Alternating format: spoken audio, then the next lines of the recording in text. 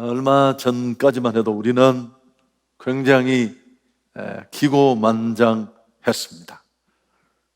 세상이 훨씬 더 나아질 것이라는 그런 기대를 가지고 있고 또 확신이 있었어요.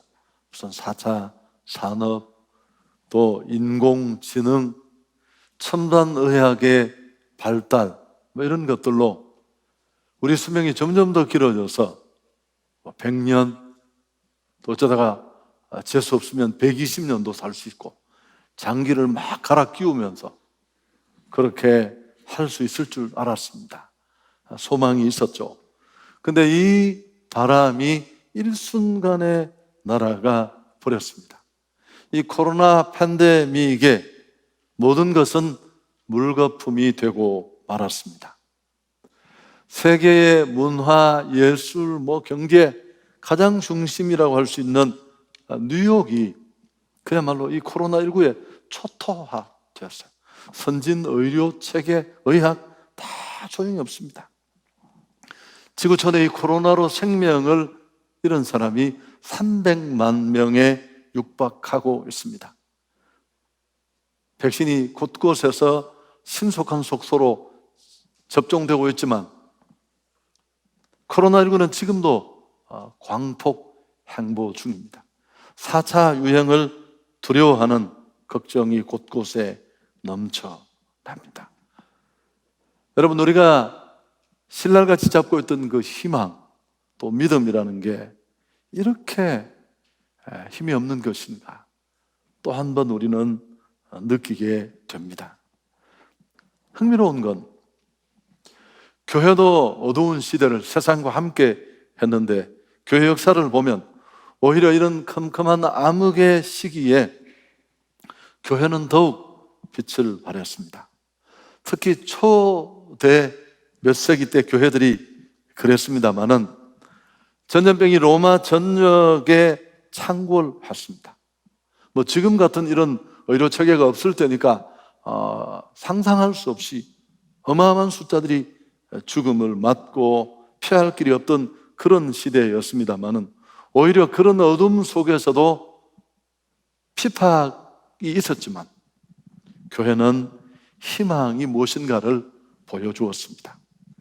고대 전염병을 연구한 카일 하퍼라는 분이 있는데 그분은 인터뷰를 하면서 어떻게 기독교가 그런 암담한 시기에 계속 성장하고 번성할 수 있었는지, 모두가 병마에 휩쓸려서 혼비백산 벌벌 떨 때 신앙의 핍박을 받으면서 그들은 이런 상황을 뛰어넘는 당당함을 보였고 교회는 계속적으로 발전을 거듭했습니다. 그 이유를 그는 이렇게 대답했습니다. 그리스도인들은 이것까지도 긍정적 과정으로 보았다. 현세는 본래 덧없는 것이고 더 큰 이야기의 일부에 불과했다. 그리스도인에게 중요한 것은 삶의 방향을 더 큰 얘기, 우주적인 얘기, 영원한 이야기 쪽으로 맞추는 것이다. 뒤에 좀 더 복잡한 얘기들이 달려있는데 이 하퍼는 이면의 지도라는 말로, 지도라는 말로 그 내용을 설명했습니다. 기독인들은 더 큰 세상을 보고 있었고 영원한 세계를 바라보면서 어차피 망할 세상, 이것조차도 하나님 손에서 일어나는 일이라고 생각하고 담담히 받았습니다.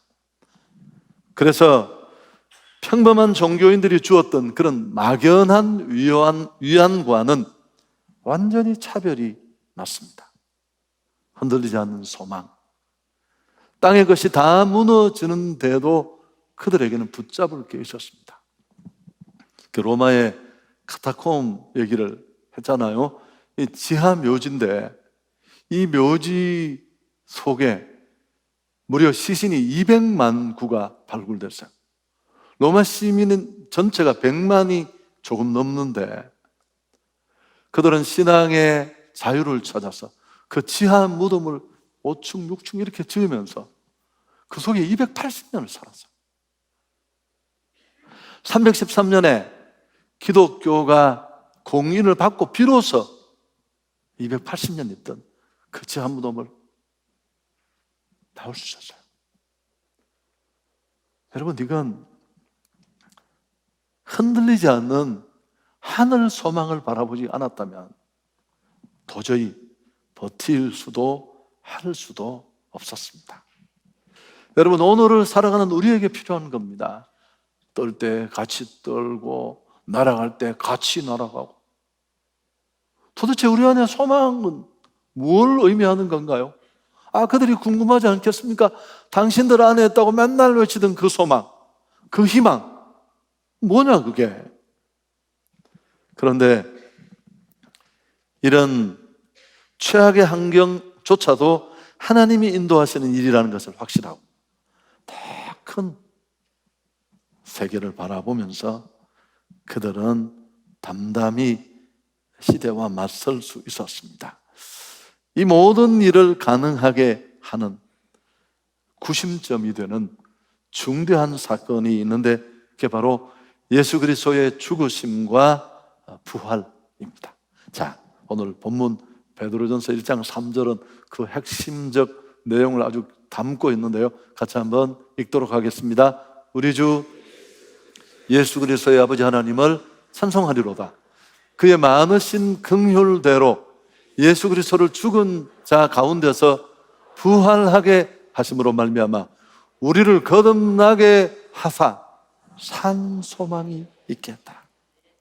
우리에게 베푸신 하나님의 긍휼, 우리가 찬송해야 될 그 긍휼이 뭐냐 하면 죄로 무너진 거들난 우리 인생을 살리기 위해서 우리 죄값으로 그의 아들 예수 그리스도를 이 땅에 보내셔서 우리 죄를 대신해 죽게 하시고 그분이 그 죽음과 사망의 권세를 이기시고 다시 부활하게 하심으로 말미암아 죽음으로 거들난 우리 인생에게 거듭남의 은혜를 주시고 영원히 흔들리지 않는 산 소망이 있게 하셨다. 아멘. 여기서 이 산 소망이라는 엘피다라는 헬라어를 주목할 필요가 있습니다. 영어 NIV는 hope라고 좀 가볍게 약하게 번역이 되었습니다만 본래는 깊은 확신이에요. 이 땅의 모든 것이 끝나는 순간에도 몸과 영이 부활되어 회복된 새하늘과 새 땅에 들어갈 수 있다는, 세상의 어떤 것에도 깨어지거나 날아가지 않는 그 하늘 소망이, 산 소망이 그들에게는 분명히 있고 이게 확신으로 존재했습니다. 희망을 잃은 세상에 온통 세상이 두려움에 떨고 있을 때 초기 기독교는 그런 세상을 향해 이런 모습을 보여주었습니다. 그 소망의 근거가 여기 있습니다. 베드로의 편지를 받는 그리스도인들은 지금까지도 여러 가지 시험으로 근심했고 지금도 불시험을 당하고 있습니다. 흔들릴 수 있는 그들에게 베드로는 상기시킵니다. 하나님 예수 그리스도를 죽은 자 가운데서 부활하게 하심으로 말미암아 우리를 거듭나게 하사 산 소망이 있게 하셨다. 너희 믿음과 소망이 하나님께 있다. 그렇게 정리할 수 있습니다. 여러분, 이 소망이 우리 온 성도들 안에 있기를 축복합니다. 보이는 소망은 소망이 아니에요. 어쩌면 인생은 진정한 소망, 진정한 희망, 끝까지 기댈 수 있는 피난처를 찾는 게임과도 같습니다. 더 안전한 곳으로, 더 희망을 잃지 않는 곳으로 도피하기에 여념이 없습니다만은 정말 외통수를 만나면 그 무엇도, 그 어떤 것도 진짜 우리 인생이 기댈 만한 소망이 될 수 없습니다. 이런 소망은 산 소망이 아니라 죽은 소망입니다. 그래서 보이는 소망이 소망이 아니라 오늘 베드로가 말한 이 산 소망, 이 산 소망이 오늘 부활을 맞는 우리 온 성도들 안에 있기를 축복합니다. 위기의 날, 떨릴 수 있는 날, 흔들리는 날에도 우리는 함께 떨더라도 이 소망을 보여줄 수 있어요. 도대체 널 그렇게 당당하게 맞는 게 뭐니? 여러분, 이어지는 단락도 보시고 이어지는 구절에도 성령께서 거듭나게 하심으로 그리스도 안에 있는 영적 새 생명을 주셨다. 그래서 이 거듭난 영원한 생명을 가진 자에게 필수적으로 드러나는 게 바로 이 희망이에요. 세상에 꽤 다 끝나도 있습니다. 산 소망이 구체적으로 무엇인지를 말하는 게 4절에 나와 있습니다. 설명이 되어 있어요. 같이 한번 읽습니다. 썩지 않고 더럽지 않고 쇠하지 아니하는 유업을 있게 하시나니 곧 너희를 위하여 하늘에 간직한 것이다. 예수 부활을 신앙하면 영혼 깊은 곳에 이 희망이 심기고 우리 존재 속에 이 소망, 산 소망이 녹아들어서 이제 어떤 상황에도 맞설 수 있습니다. 여러분, 세상 기업은 다 수백 년 성과를 남긴 기업도 순식간에 사라질 수 있습니다. 사실 예수 그리스도의 이 십자가와 부활은 굉장히 역사적 사실일 뿐만 아니라 쾌거일 수 있고 그 무엇도 빼앗을 수 없는 진정한 소망을 우리에게 주는 사건이 될 수밖에 없는 이유는 이 표현이 참 재밌는 멋진 표현인데요, 예수님의 사망과 죽음을 이기신 부활은 죽음을 죽인 사건이에요. 진짜 이게 루터가 한 말이에요. 여러분, 죽음은 우리 인생의 최대 공포예요. 뭐가 힘들고 뭐가 어렵고 뭐가 두렵다고 해도 죽는 것보다 나아요. 근데 인생이 만들어 놓은 모든 것들을 한순간에 부숴버리는 이 죽음을 죽인 사건이 예수 그리스도의 부활인 줄 믿습니다. 인간이 죽음의 문제를 딱 뛰어넘고 나면 세상에 뭐가 무서울 게 있어요. 죽음은 강력한 부활의 메시지였습니다. 우리가 이 사실을 경험하고 깨닫고 체험하고 나면 진짜 소망이 무엇인지 눈뜨게 될 줄 믿습니다. 흔들리는 것, 잠깐 사라질 소망이 아니라 저는 코로나19가 정말 전도하기 좋은 기회라고 생각해요. 너 봐라, 우리가 믿었던 게 이 작은 전염병 앞에 한순간에 날아가서 정말 우리가 뭘 잡아야 되겠니? 세상이 다 무너지는 날, 이 코로나와 비교할 수 없는 땅이 흔들리고 땅 위에 있는 거 하나도 없이 끊어지는 그날, 우리가 정말 붙잡아야 될 게 무엇인지 너무너무 잘 보여줍니다. 사랑하는 여러분, 우리가 정말 잡아야 될 분은 예수 그리스도신 줄 믿습니다. 대학생 선교회를 창안한 김준곤 목사님은 아주 복음에 붙잡힌 사람이었습니다. 사형리도 그의 머리에서 나왔고요, 그는 대학생들을 운동장에 가득 모아놓고 자기가 선창하면 그들이 이런 답을 따라하게 했습니다. 내 인생의 문제를 어떻게 해결할 수 있습니까? 예수 그리스도. 방황하는 내 아이들 어떻게 도울 수 있습니까? 예수 그리스도. 지금 힘들게 무너져 일어날 수 없는 내 가족과 친지를 다시 세울 수 있는 정말 필요한 게 무엇입니까? 예수 그리스도. 안팎으로 흔들리는 이 대한민국, 누가 이 나라를 무엇으로 다시 살릴 수 있겠습니까? 예수 그리스도.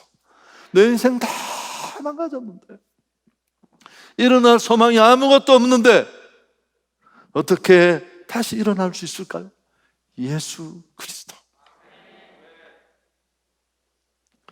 그래서 정말 이런 예수 그리스도가 진짜 소망이라는 확신이에 우리 성도들 모두가 설 수 있기를 주님의 이름으로 축복합니다.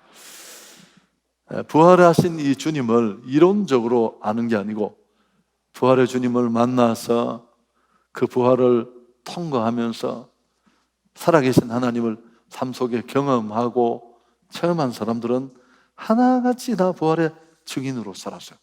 바울, 예외가 없습니다. 모든 사람이. 사실은 저도 교회는 다녔지만 그런 확실한 신앙이 없었는데 예수를 제대로 만나서 제 삶이 바뀌고 난 다음에 제가 이 복음의 능력을 알게 됐어요. 우리 여러분 마찬가지지만 그 이후에 교회가 뭘 하는 것인가 고민하게 되었고, 교회는 무슨 많은 일들을 하잖아요. 봉사, 또 무슨 섬김, 사회활동 여러 가지를 하는데 구제도 하고, 본질이 아니에요. 그건 다 옵션일 뿐입니다. 정말 예수가 그리스도라는 것, 소망 아닌 것에 기대어 있는 사람, 20층 건물이 있는데 그 난간이 이렇게 조그마한 쇠로 막 걸려있는데 거기에 누군가가 막 기대어서 인생사진 찍는다고 지하 떨어지든지 말든지. 여러분 가서 큰일 나다, 그건 그렇게 기댈 수 있는 게 절대 아니라고. 이거 너무 약해서. 여러분, 세상에 그 어떤 소망도 진짜 소망이 아닌 줄 믿습니다. 그리고 지금까지 목회를 하는 동안 예수가 얼마나 진짜 죄로 무너진 인생에 참 소망이 되는가 너무 많이 봤어요. 이 한성교회 와서도. 그래서 그 복음을 전하는데 내 목회와 인생을 걸겠다는 게 제 결정이었고 지금까지 계속되고 있습니다. 자, 그래서 여러분, 이번 이 부활 주일도 정말 우리가 부활의 감격이 있다면, 진짜 세상의 소망이 아니라는 게 내 안에 체험적으로 고백되고 남아있다면 우리는 이 부활의 주님을 전해야 할 줄 믿습니다. 이걸 어떻게 안전할 수 있어요? 소망 아닌 것에 매달려서 그게 소망인 줄 알고 그 줄은 끊어질 텐데. 여러분, 내가 100억 부자를 봤잖아요. 제가 신학을 하고 처음 시작한 그 당시 100억은 지금은 얼마나 해야 될까요? 연탄 공장에 어마어마한 부자였어. 그 100억이 한꺼번에 날아가는데, 권사님 남편인데 돈이 나가면 그냥 날아가나요? 주인을 패고 날아가요. 동네 사람이 빗장이가 패는 게 아니고 안 패도 인생을 거기 걸고 모았던 그 돈이 일순간에 날아가는 거 보면 그거 보고 다 돌아가요. 없던 병 몇 가지가 일순간에 몸에 다 달라붙어요. 급성급성으로. 이분도 만신창이가 돼서 돌아왔습니다. 내가 신방을 갔는데 펑펑 울더라고요. 그래서 내가 우십시오. 왜 울어야 되느냐 하면, 당신은 소망 아닌 것에 인생을 걸고 거기 매달려왔다. 어차피 그거 원래 끊어질 줄인데 잘 끊어졌다. 원통해서 3일만 울고 눈물 닦고 툴툴 털고 정말 우리를 끝까지 잡아줄 구주 되신 예수님을 붙잡아야 한다. 아멘. 그래서 우리가 이 예수가 그리스도라는 복음을 우리 아니면 전할 때는 아무 데도 없어요. 한성교회는 항상 태신자 전도법으로 이 일을 해왔는데요. 여러분, 태신자 전도법은 여성이 아기를 잉태하는 데서 모티브를 얻은 거예요. 그래서 첫 번째, 태신자를 품고, 두 번째, 산모가 아기를 이렇게 참 잉태한 분이 아기를 위해서 여러 가지 태교도 하고 음식을 가리듯이 사랑으로 기도하며 잘 섬기고, 세 번째 단계는 마지막 날 정해진 D-Day 날, 우리는 5월 30일이 되겠죠. 31일도 되지만 가능하면 30일 주일 예배 속에 초청하면 정확한 복음을 제가 정하고 그 시간에 본인이 결단하게 하는 겁니다. 인간은 희망을 먹고 사는 존재입니다. 사회학자인 에릭 프롬이 한 말이에요. 사람은 먹지 않고 40일을 버틸 수 있습니다. 물론 이게 물까지 안 먹었을 때 얘기인데, 그렇지만 소망이 끝났다고 생각하면 그날로 인생을 끝낼 수 있어요. 이유가 없으니까. 근데 문제는 그 소망을 갖는데 그게 어떤 소망이냐라는 게 더 중요해요. 여러분, 세상에 속한 소망, 우리가 소망이라고 생각하는 건 죽은 소망입니다. 좀 전에 제가 정말 많은 사람들이 기대고 우리 인생 필요하지만, 많으면 좋지만, 자유를 주지만, 그게 우리가 기대할 수 있고 우리 인생이 내 가게 전체가 매달릴 수 있는 줄은 아니에요. 그건 정말 돈이 얼마나 빨리 움직이면 돈이라고 이름이 지어졌는데, 아니 기댈 때가 따로 있지. 다 썩고 더럽고 쇠하여집니다. 세상 소망은 성취해도 한낱 순간에 불과합니다. 이 사실을 간파한 영국의 극작가 버나드 쇼가 유명한 얘기를 했습니다. 인간에게는 두 가지 종류의 절망이 있는데, 첫째 하나는 자신이 바라던 소망을 성취하지 못할 때 오는 절망, 이건 괜찮아요. 두 번째, 다른 하나는 그 소망을 성취한 후에 느끼는 절망이다. 절묘한 표현이죠. 여러분, 못 얻어서 절망하는 거 괜찮아요. 또 노력하고 도전하면 돼요. 다시 할 수 있잖아요, 살아있는 한. 그런데 소망인 줄 알고 모든 대가를 치르고 비신사적인 방법으로 얻었는데 이게 소망이 아닌 것, 그때 느끼는 절망. 오늘 하늘 소망을 붙잡을 수 있기를 주의 이름으로 축원합니다. 여러분, 우리는 이 소망 하나로 굳게 서면 돼요. 죽음과 맞서고 죽음을 뛰어넘은 더 큰 이면의 지도를 가슴에 가지고 있는 사람은 흔들리지 않습니다. 사람들이 그렇고 넌 어떻게 그렇게 초연할 수 있니? 우리 안에 있는 소망의 이유를 묻게 될 것입니다. 다윗의 축복의 사람 다윗의 고백을 한번 들어보십시오. 주여, 이제 내가 무엇을 바라리요? 나의 소망은 주께 있나이다. 하늘 소망 붙잡고 당당히 사십시오. 이런 산소망, 죽은 소망이 아니라, 소망이 다 소망이 아니라니까, 산소망을 가지고 믿음으로 살면 그게 믿음인데 어떻게 하시는지 5절 같이 읽습니다. 함께 읽습니다. 너희는 말세에 나타내기로 예비하신 구원을 얻기 위하여 믿음으로 말미암아 하나님의 능력으로 보호하심을 받는다. 하나님은 자기 백성을 끝까지 책임져 주세요. 이 보호하심을 꼭 누릴 수 있기를 축복합니다. 제가 이번 주간에 읽었던 책 한 권을 얘기하고 마치려고 합니다. 사실은 이 책을 꽤 오래전에 우리 성도님이 선물로 보내주셨어요. 미치 앨범에 다 괜찮아요?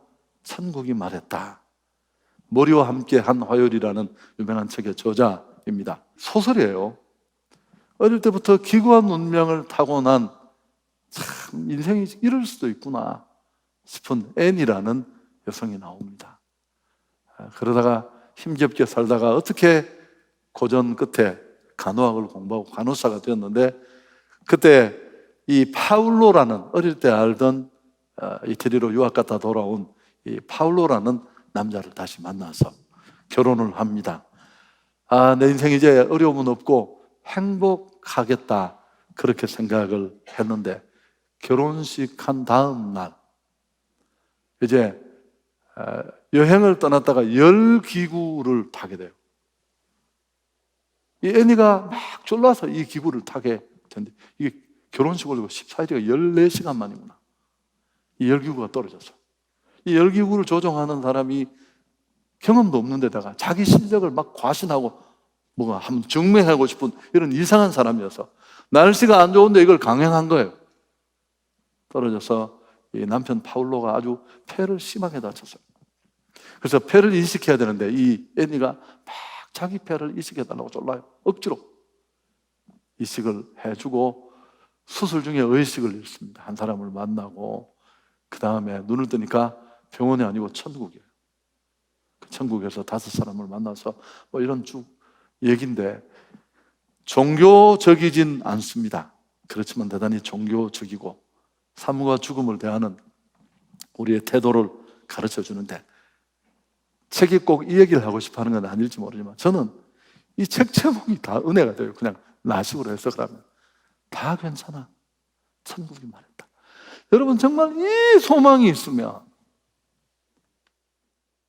어떤 절망 앞에도 다 대답이 있고 이해가 되고 수긍이 되고, 초대교회 성도들이 가졌던 그 핍박을 받으면서도 창궐하는 전염병 앞에 떨던 그들에게 보여주었던 그 어엿함, 당당함, 이런 큰 그림 때문이 아니었을까. 내 안에 정말 천국이 말하면 다 괜찮아. 이해 못할 일도 없고, 아니 뭔 내가 겨우 돈 벌어서 빚내서 시작한 사업에 뭔 코로나야, 대답할 수 있을 것입니다. 부활의 소망 가지고 어떤 일도 수긍하고 이해하면서 또 복음을 전하면서 이런 상황을 뛰어넘어 늘 한결같음으로 승리할 수 있는 우리 온 성도들이 되기를 주 예수 그리스도의 이름으로 축복합니다.